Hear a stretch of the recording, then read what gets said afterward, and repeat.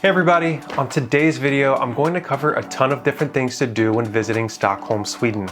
Along the way I'll also cover a number of useful tips I learned while exploring Sweden's capital city. Perhaps best known for meatballs, stylish yet inexpensive furniture, and their love for house music, Sweden is a country that offers travelers a unique peek into Scandinavian life. Stockholm is located along the eastern coast of Sweden along the Baltic Sea.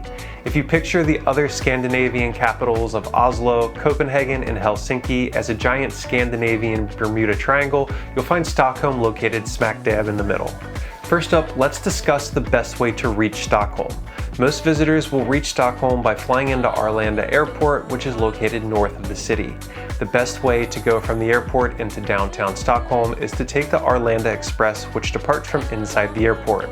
Buy your ticket in the airport or online and enjoy a super fast 18-minute ride to Stockholm Central Station. If you're visiting Stockholm from neighboring Scandinavian cities like Oslo or Copenhagen, you could also consider taking a train rather than flying into Stockholm.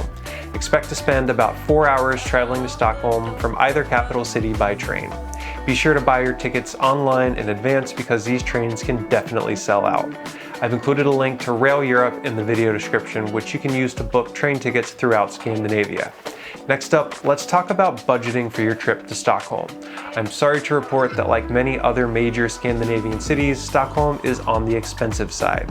Be sure to budget extra money for food, lodging, and entertainment expenses. Expect to pay New York City prices for a cocktail in Stockholm. One saving grace is that the public transportation in Stockholm is excellent, so you can skate by without needing a rental car. The public transportation system is affordable and easy to navigate, which makes getting around town a breeze. Not only are the subways here a fast and affordable way to explore town, but most of Stockholm's underground has an artistic flair unlike any other subway system I've ever experienced. It's basically like commuting through a giant underground art museum. The bus system in Stockholm is also really easy to use. To utilize the buses, I would recommend downloading the SL app ahead of time. This app will allow you to purchase bus fare and map out your routes throughout the city. Another great way to get around parts of Stockholm is by renting a bike. Stockholm is a city built for cyclists, so at some point you should be sure to rent a bike and see what it feels like to get around town like a local. There's a great place to rent a bike across from Blåporten, located on the island of Djurgården. This is one of the best areas in all of Stockholm to rent a bike and explore. Speaking of Djurgården, that's the next area we'll discuss in today's video. You'll find the island of Djurgården busy with tourists and locals alike. Djurgården is home to many popular areas of Stockholm, including the open-air museum of Skansen, the Nordic Museum, Gröna Lund amusement park, restaurants, and tons of park space are also located here. We rented a bike near Blåporten and ended up discovering a really cool Lebanese restaurant in Djurgården called Tabbouleh. Tabbouleh was crawling with beautiful flowers and foliage. Literally almost every surface that could be home to some form of vegetation had a plant living on it. We were in between meals when we discovered Tabbouleh, so we only had space in our stomachs for a couple of their hummus dishes. What we tried was incredible, and had we known about Tabbouleh in advance, we would have stopped here for a full meal. But like many restaurants in Stockholm, seasonality will likely affect operating hours, so be sure to plan accordingly and secure that reservation well in advance. Next up, let's discuss exploring Stockholm from the water. One of the best ways to experience Stockholm is from the archipelago that it inhabits. This means you'll need to get yourself onto the water. For a leisurely afternoon, consider booking a boat tour that will allow you to explore the many islands that make up Stockholm's surrounding archipelago. Along the way, you'll learn about many of the historical buildings dotting the water and the general history of Sweden's capital city. If you're seeking something more adventurous, then consider renting a kayak. You'll cover less ground this way, but it ensures you'll get to experience the archipelago on an intimate level. I'll include a link in the video description below where you can book boat and guided kayak tours with GetYourGuide. Next up, let's discuss the best time of year to visit Stockholm and how seasonality can affect your trip. Generally speaking, you want to visit Stockholm in the summer to enjoy the best weather and highest amount of activity throughout the city. While it might be tempting to save money and visit Stockholm when it isn't peak season, just know that some bars and restaurants shut down seasonally. So if you visit Stockholm during the off-season, you'll have fewer options for entertainment and might not get the full experience. Stockholm also has a great reputation when it comes to music events. The city often hosts the best musical talent in the world, but again, these events are skewed towards the warmer months. Summers in Stockholm are mild, and during much of June, you'll only experience a few hours of real darkness. During some winter months, you'll experience just a few hours of real daylight, which means the city is generally less active and certain tourist activities will be unavailable. This is another reason why I recommend visiting Stockholm during the summer. When it comes to bars, Stockholm has a reputation for excellent nightlife and high-end cocktail bars.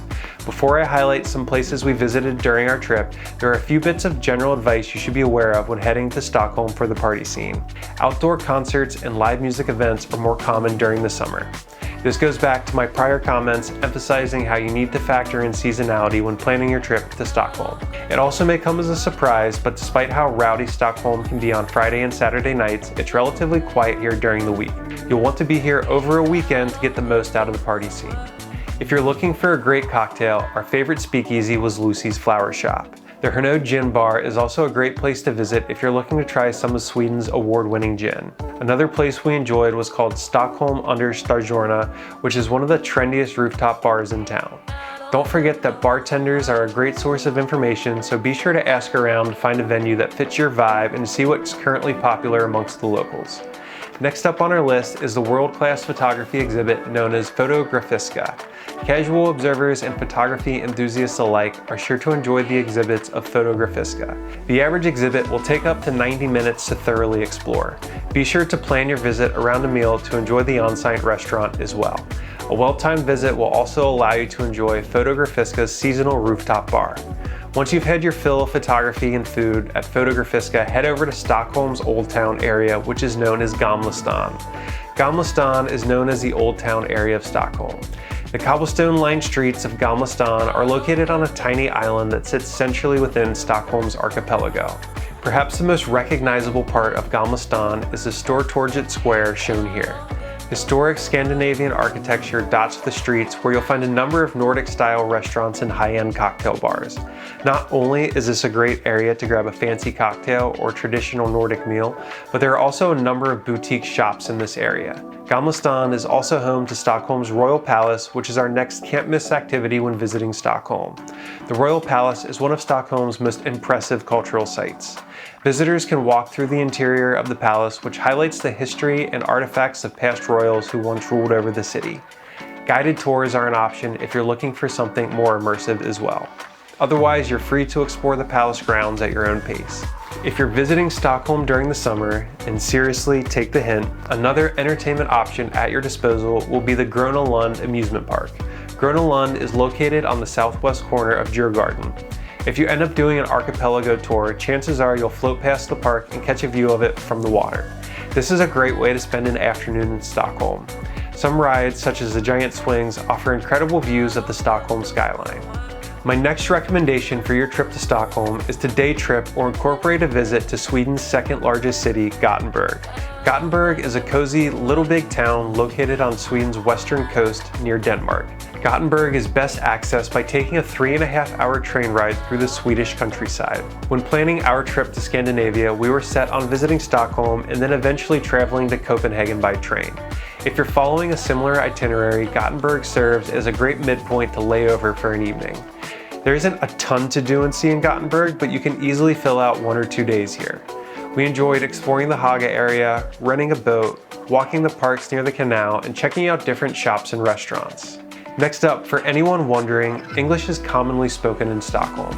Sweden is widely considered one of the best English-speaking countries in the world outside of the USA or UK. Rest assured, you won't have any issues navigating Stockholm if you don't speak Swedish. And our last tip on today's video is perhaps the most important. It's important to know that alcohol sales in Sweden are heavily regulated. Generally speaking, you can only purchase spirits, wine, or beer at state-operated stores called Systembolaget. You will be able to find low ABV beer around 3% in some convenience stores, but if you want anything stronger, you'll have to locate a Systembolaget. For a city with a great nightlife reputation, we were surprised at how difficult it was to purchase alcohol here. And with that last tip, I hope you find this video helpful while planning your trip to Stockholm. Don't forget to check out the Stockholm travel guide I published on my blog. There will be a link to that in the video description below, along with links to other helpful content that you can use when planning your trip to Sweden. If you enjoyed this video, don't forget to give a thumbs up and subscribe while you're at it so you don't miss out on any of my other future travel guides. I'm Wes Murgard with WorkRemotelyLiveRemotely.com, and thanks for watching.